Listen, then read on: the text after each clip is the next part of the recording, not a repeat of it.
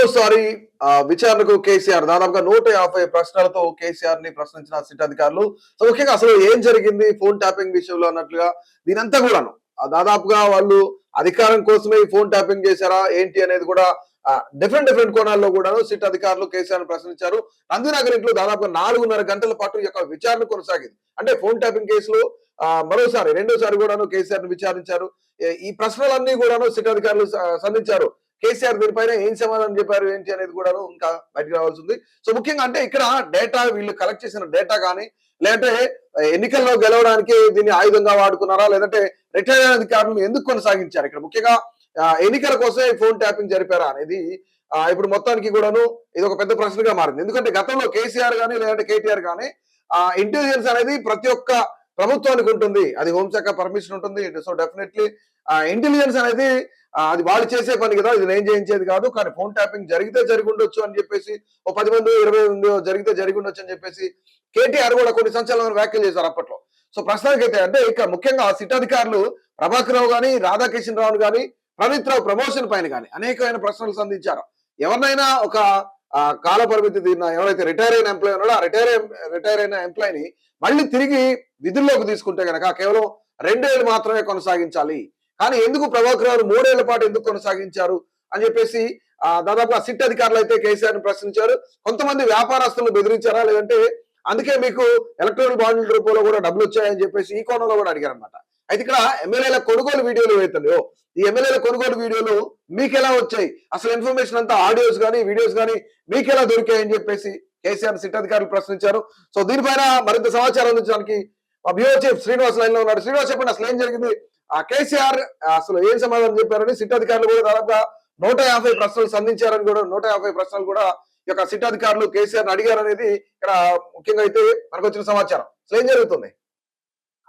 Right. అయితే దేశవ్యాప్తంగా సంచలనం సృష్టించినటువంటి ఏదైతే ఈ ఫోన్ ట్యాపింగ్ వ్యవహారం పైన ఇప్పటికే బీఆర్ఎస్ నేతల్ని ఒకరి తర్వాత ఒకరిని పిలిపించి మరీ అడిగినటువంటి సిచ్యువేషన్. ముఖ్యంగా కేసీఆర్ ని సిట్ విచారణ జరపడం పట్ల ఇటు శ్రేణులు బీఆర్ఎస్ శ్రేణులు కావచ్చు చాలా ఉత్కంఠ ఏం జరుగుతుంది అని చెప్పి ప్రజలు, అదే విధంగా ఇక్కడ పార్టీకి సంబంధించిన శ్రేణులు కూడా అలాగే ఎదురు చూసినటువంటి సందర్భం అని చెప్పొచ్చు. ముఖ్యంగా ఏదైతే చాలా సందర్భాల్లో చాలా క్వశ్చన్స్ అడిగినటువంటి నేపథ్యంలో ముఖ్యంగా కొన్ని క్వశ్చన్స్ ని మనం ఒకసారి చూసుకుంటే ఈ మావోయిస్టుల పేరిట ఫోన్లు ట్యాపింగ్ చేయించారా అని చెప్పేసి ముఖ్యంగా దీంతో పాటు ఎమ్మెల్యేల కొనుగోలు ఆడియో లీక్స్ పైన ఇట్లాంటి క్వశ్చన్స్ చాలా ఇట్లాంటి క్వశ్చన్స్ అడగడం అసలు ఎట్లా చెప్తారు సమాధానాలు అని చెప్పేసి చాలా మంది ఎక్స్పెక్ట్ చేశారు. ఏదేమైనప్పటికీ కేసీఆర్ విచారణ ఏ క్వశ్చన్స్ కైనా నేను చెప్తాననే విధంగా చెప్పారని చెప్పి పార్టీ శ్రేణులు అయితే చెప్తున్నారు.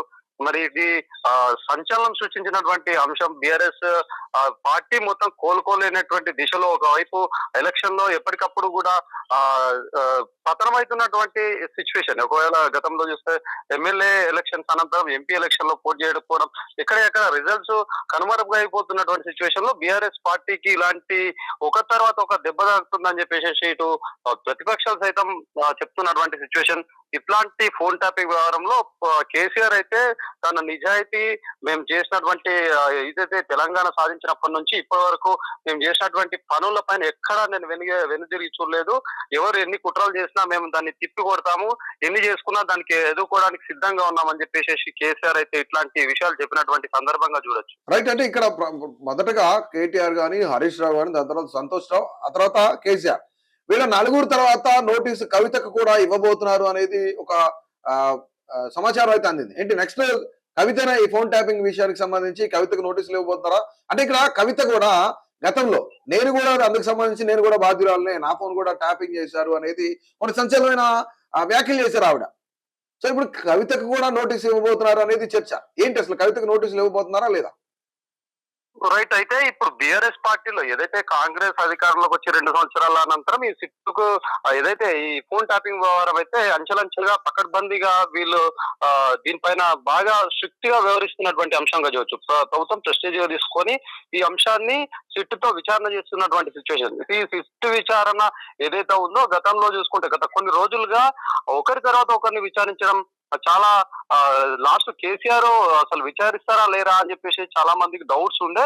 ప్రభుత్వం ఖచ్చితంగా విచారిస్తుందని చెప్పి ఒకవైపు కాంగ్రెస్ అధికారులు చెప్పారు.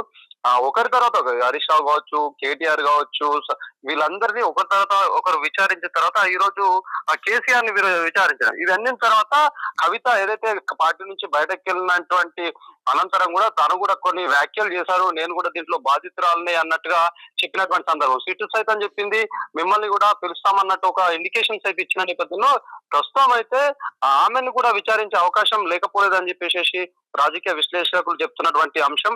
ఇది ఫోన్ ట్యాపింగ్ పైన ఒక నిర్దిష్టమైనటువంటి అసలు ఏం జరిగింది, చాలా రకాల క్వశ్చన్స్ అయితే రేజ్ అవుతున్నటువంటి సిచ్యువేషన్ లో ఖచ్చితంగా దీని నుంచి నిజాలు రాబట్టే విధంగా ఇప్పటికే అన్ని ఏదైతే దీనికి సంబంధించినటువంటి అన్ని అంశాలని పూర్వకంగా పరిశీలించారు సిట్ అధికారులు. వాళ్ళ దగ్గర ఎవిడెన్స్ ఉన్నాయి, ఎవరు ఎక్కడ ఏం చేశారని చెప్పేసి చాలా మటుకు అన్ని అధికారులు అన్ని ఆన్సర్లు రాబట్టి తర్వాత స్టెప్ బై స్టెప్ గా చేసినటువంటి అంశంగా చూడొచ్చు. కవిత కూడా ఇట్లాంటి సిట్ విచారణ ఖచ్చితంగా ఆమె పైన కూడా జరుగుతుందని చెప్పేసి చాలా మంది భావిస్తున్నటువంటి సిచ్యువేషన్ గా చెప్పొచ్చు. Right right thank you Srinivas. So అది మొత్తానికి అయితే నెక్స్ట్ ఎవరు ఏంటి అనేది కూడా ఇప్పుడు కేసీఆర్ ని ప్రశ్నించారు సిట్ అధికారులు. దీని తర్వాత మరొకసారి విచారణకు అవసరమైతే కనుక ఖచ్చితంగా పిలుస్తాను అని చెప్పారట. సో దీంతో పాటుగా ముఖ్యంగా ఏంటంటే విచారణ నందినగర్ లో విచారణ జరుగుతున్న సమయంలో కేటీఆర్ కూడా అక్కడే ఉన్నారు. అంటే ఇక్కడ కొంతమేర అనుమతి లేకపోవడంతో హరీష్ రావు తెలంగాణ భవన్ కి వెళ్ళిపోయిన సమాచారం. అయితే విచారణ అనంతరం సిట్ అధికారులంతా కూడాను ఎవరైతే వీసీ ఉన్నారో సజ్జనార్ కూడా కలిశారు. సో ముఖ్యంగా అసలు దీనికి సంబంధించిన డాక్యుమెంట్ ప్రూఫ్ కానీ లేదంటే దీనికి సంబంధించిన ఆడియో వీడియో కానీ దీనికి సంబంధించినంతా కూడా సజ్జనార్ కి సబ్మిట్ చేసినట్టు తెలుస్తుంది. సో ముఖ్యంగా ఇక్కడ ఏంటంటే లాయర్ కూడా అంటే కొంత అనుమతి లేకపోవడం వల్ల కేటీఆర్ కానీ లేదంటే హరీష్ రావు గారి భవన్ కు వెళ్ళిపోవడం అంటే ఇమీడియట్ గా ఇది అయిపోయిన తర్వాత విచారణ అనంతరం కేసీఆర్ వెంటనే ఫామ్ హౌస్ కి అయితే బయలుదేరడం అనేది సమాచారం. సో కొంతమేర మరొకసారి అవసరమైతే ఖచ్చితంగా విచారణకు హాజరు కావాలని చెప్తున్నారు. ముఖ్యంగా ఎవరెవరి ఫోన్లు ట్యాప్ చేయించారు అనే కోణంలో కూడా ప్రశ్నలు సంధించినట్టు తెలుస్తుంది. అంటే సినీ సెలబ్రిటీలు కానీ లేదంటే కొంతమంది రాజకీయ నాయకులు కానీ మరికొంతమంది వ్యాపారవేత్తల ఫోన్లు కానీ ఇట్లాంటివి ట్యాప్ చేశారు అనేది గతం నుంచి కూడా ఎప్పుడైతే అధికారం కోల్పోయిన దగ్గర నుంచి కూడా ఒక పెద్ద ప్రచారం అయితే జరుగుతుంది. ఇందులో ఎవరెవరు ఉన్నారు, హీరోయిన్ అంటే సినీ సెలబ్రిటీల్లో కొంతమంది హీరోయిన్ల ఫోన్లు కూడా ట్యాప్ చేశారు అనేది ఒక పెద్ద ప్రచారం జరిగింది. కేటీఆర్ చేయించారు అని చెప్పారు.